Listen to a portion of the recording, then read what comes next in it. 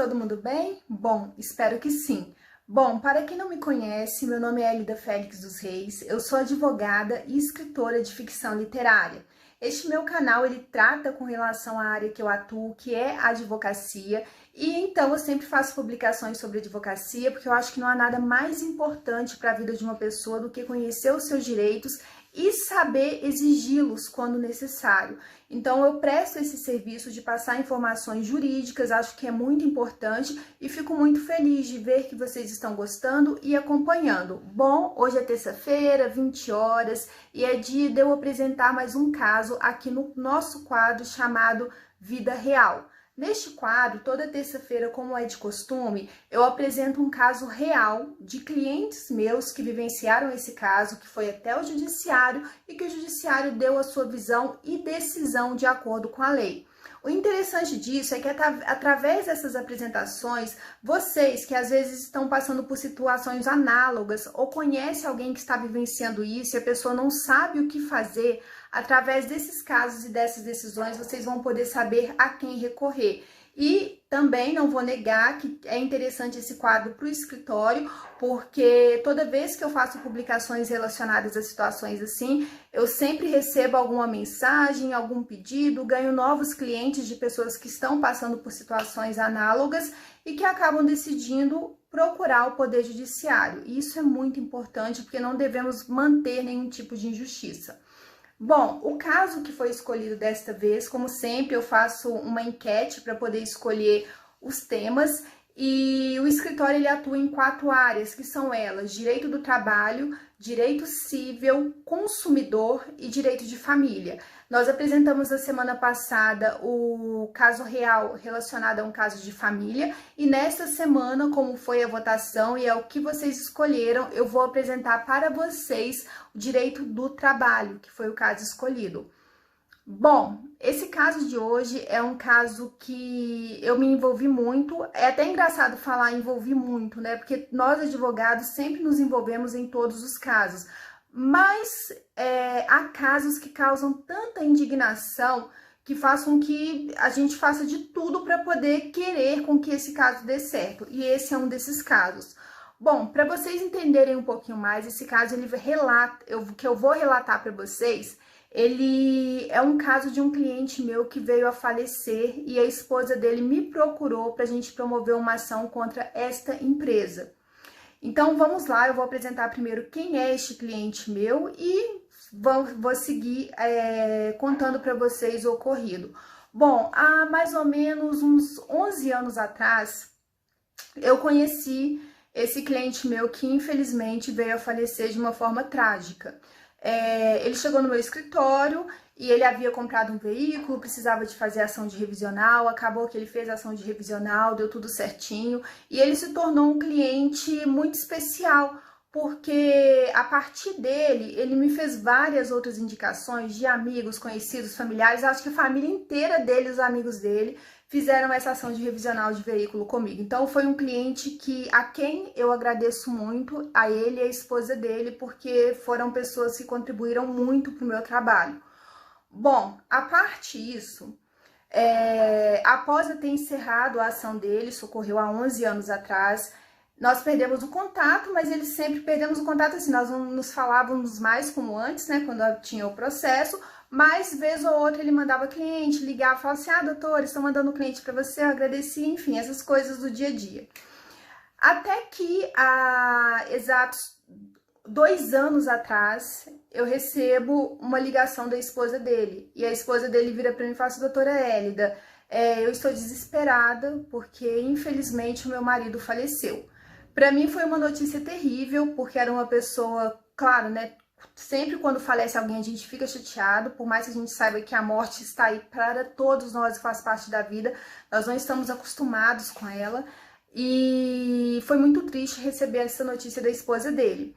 Só que além disso, ela me disse o seguinte, olha, como você sabe, o meu esposo ele trabalhava em tal empresa, essa empresa comete várias ilegalidades, inclusive antes deste caso, eu já entrei com vários processos contra esta empresa e ela me informou o seguinte, Infelizmente, o acidente dele teve culpa dele, porque ele atravessou o sinal vermelho. Então, eu já estive em vários advogados, cheguei a perguntar para algumas pessoas e eles falaram que eu não tenho direito a nada. E até que eu consegui, vasculhando as coisas dele, encontrar o seu contato telefônico, porque eu nunca tive contato com ela. Foi a primeira vez que eu falei com ela, porque até então o meu cliente era o esposo dela. Então, eu falei com ela assim, olha, vem até o escritório que eu vou tentar ver o que está ocorrendo, porque de fato, por lei, se ele foi o culpado no acidente, não vamos poder fazer muita coisa, porque a empresa ela não se torna obrigada a indenizá-la por isso, mas vem até o escritório e vamos conversar. Quando ela chegou no escritório, ela me narrou que, embora a empresa tenha sido culpada, de repente ela não fosse ganhar o dano moral, ela tinha outros direitos, porque o marido dela fazia horas extras que não eram pagas. Ele havia desvio de função, ele era motoqueiro, mas ele fazia outros serviços dentro da empresa, mas só tinha algo que infelizmente atrapalhava. Ela não tinha nenhuma prova em relação a essas questões e ela estava dependendo totalmente de pessoas que trabalharam com o marido dela para poder servir como testemunha. Então, quando nós formalizamos todo o processo, eu falei assim, olha, independente do resultado, vamos entrar com a ação, vamos ver o que a gente consegue, vou entrar em contato com outros amigos dele que já fizeram a ação comigo, vamos ver o que a gente vai resolver. Enfim, conseguimos uma pessoa para ser testemunha, mas infelizmente não convenceu muito o Poder Judiciário, porque ela não tinha muita prova. Tentamos fazer com que a empresa fosse responsável pelo acidente, porque a esposa dele me narrou que ele fazia horas extras, que no dia que ocorreu o acidente não era nem sequer o dia dele estar trabalhando, que ele estava cobrindo o dia de um outro funcionário que faltou e que ele havia ido de forma como se ele fosse obrigado a comparecer, senão ele seria demitido, mas era tudo o que a gente tinha a dizer, porém não tínhamos provas em relação a isso. No nosso judiciário, a gente tem o que é chamado de jurisprudência. Quando a lei ela não abrange todos os detalhes, os juízes começam a fazer julgamentos e esses julgamentos judiciários podem servir como prova e como lei para outros julgamentos. Então, diante disso, eu peguei alguns julgamentos em que mesmo o funcionário tendo sido culpado do acidente, que poderia receber sim uma indenização da empresa, mas infelizmente o juiz do nosso processo não concordou com a tese e não condenou a empresa. Porém, a empresa cometeu uma falha muito grande e que contribuiu demais e que, graças a Deus, nós decidimos entrar com esse processo. Quando entramos com o processo, a empresa informou que ela não tinha feito seguro dos funcionários. E até então, aqui em Minas Gerais, não tinha nenhuma lei que obrigava empresas a fazer seguros de vida para motoboys. Então, a empresa ela estava isenta, ela não fez seguro, não tinha que pagar. No dia da nossa primeira audiência, a empresa, com medo, porque a causa ficou no valor alto, mesmo a esposa não tendo ganhado, joguei a causa num valor muito alto, para ver se forçava a empresa a fazer um acordo. Temendo esse valor que foi muito alto, a advogada da empresa, no dia da audiência, ela informou o seguinte, olha, nós não fizemos seguro porque não éramos obrigados a fazer seguro, porém, a empresa ainda assim fez seguro. Ficou algo dúbio, né? Parecia até a Dilma Rousseff falando.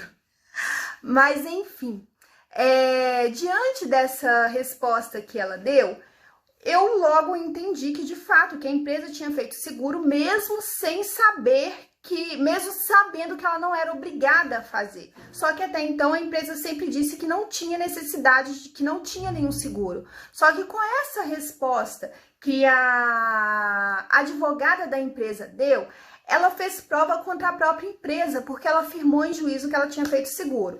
Ou seja, deixei o primeiro processo chegar ao final e, de fato, infelizmente, como não tínhamos muita prova, nós perdemos o processo, ou seja, minha cliente não ganhou nada nesta primeira ação e logo em seguida eu entrei com uma nova ação, a segunda ação, apresentando a gravação da audiência, onde a advogada da empresa afirmava que a empresa tinha um seguro e que ela ia apresentar esse seguro como conciliação.